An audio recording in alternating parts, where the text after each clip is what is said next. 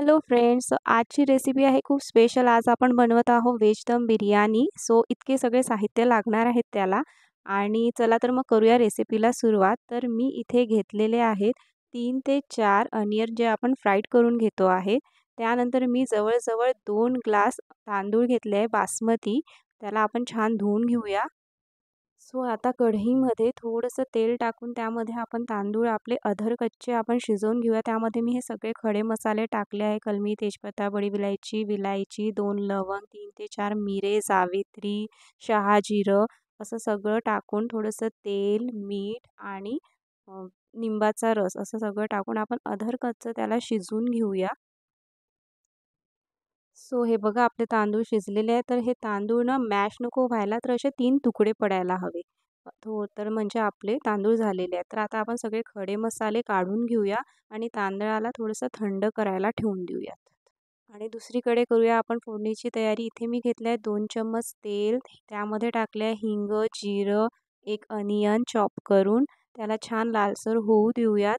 आणि त्यानंतर मी इथे थोडंसं शहाजिरं टाकते आहे. दुसरीकडे मी अद्रक, लसूण आणि खोबरं, जिरं आणि थोडासा कोथिंबीर टाकून त्याची आपण पेस्ट तयार करून घेऊया आणि ते आपण मग तेलामध्ये छान लालसर असं होऊ देऊया. हे बघा मी इथे आपली पेस्ट मिक्स करते आहे. त्याला तेल सुटलेलं आहे, तर आपण यामध्ये टाकून घेऊया लाल तिखट, हळद, गरम मसाला असं सगळं करून आपण थोडेसे फ्राईड अनियन पण मसाल्यामध्ये टाकूया. आणि त्याला छानसर होऊ देऊयात. आता आपला मसाला ऑलमोस्ट शिजलेला आहे आणि त्यामध्ये आपण आता एक 1 चॉप टमाटर ॲड करूया आणि त्याला पण छान होऊ देऊया मसाल्यामध्ये. त्यानंतर त्यामध्ये थोडंसं आपण कोथिंबीर आणि पुदिन्याचे पान जे आपण बारीक करून ठेवले होते ते ॲड करूया. त्यामुळे आपल्या बिर्याणीला छान टेस्ट येतो. आता आपण एक पावडर ॲड करूया जे मला बिर्याणीमध्ये खूप आवडते. ती भलेही थोडीशीच आपण ॲड करतो, पण त्याच्याने खूप छान टेस्ट येते आणि ती म्हणजे नटमग पावडर. हे ऑप्शनल आहे. जर तुमची इच्छा असेल तर तुम्ही ॲड करू शकता. पण खरंच यामुळे टेस्ट खूप छान येतो. यानंतर आपण ॲड करूया दही. जवळजवळ अर्धी वाटी मी दही ॲड केलेलं आहे. त्याला छान शिजू देऊया दहीला. वॉव! किती छान, किती मस्त रंग आलेला आहे ना, असं वाटतंय असंच खाऊन घेऊया. नाही आपण आपली बिर्याणी होऊ देऊया. आता आपल्या मसाल्याला बघा तेल सुटलेलं आहे आणि खूप छान असा रंग आलेला आहे. त्यानंतर तिथे आपण सगळे आपले व्हेजिटेबल्स ॲड करून देऊया. गाजर, मटर, फरसबीन, फ्लॉवर मी इतके व्हेजिटेबल्स घेतले आहे. तुम्ही यापेक्षा जास्त व्हेजिटेबल्स पण घेऊ शकता. मला तर जेवढे जास्त व्हेजिटेबल्स ॲड केले मला तेवढा हा बिर्याणी आवडतो. तुमच्या इच्छेप्रमाणे आहे. याला आता आपण छान साल्ट ॲड करून छान शिजू देऊयात.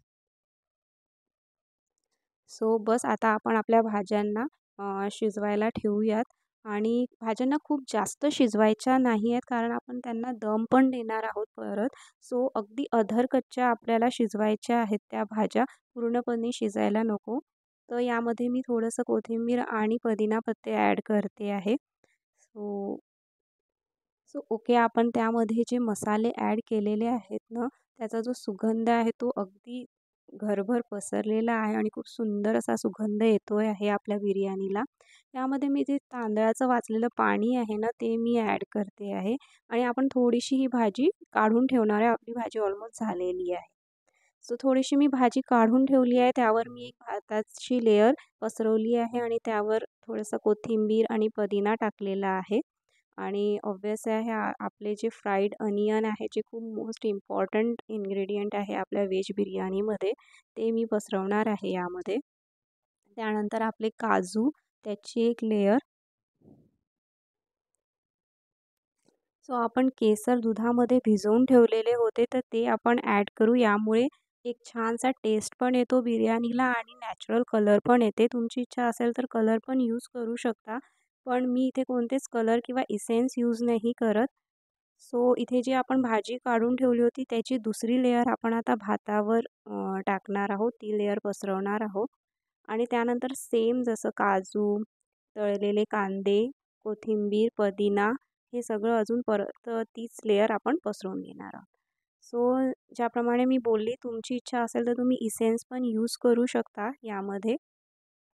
पण मला विदाऊट इसेन्सच आवडते. जर तुमची इच्छा असेल तर गुलाबजलचे 2-3 थेंब पण टाकू शकता. त्याला पण एक वेगळाच एक टेस्ट येतो. सो मी इथे कोणतंच इसेन्स यूज केलेलं नाही आहे. मला याचा ओरिजिनलच असंच व्हेज बिर्याणी मला आवडते.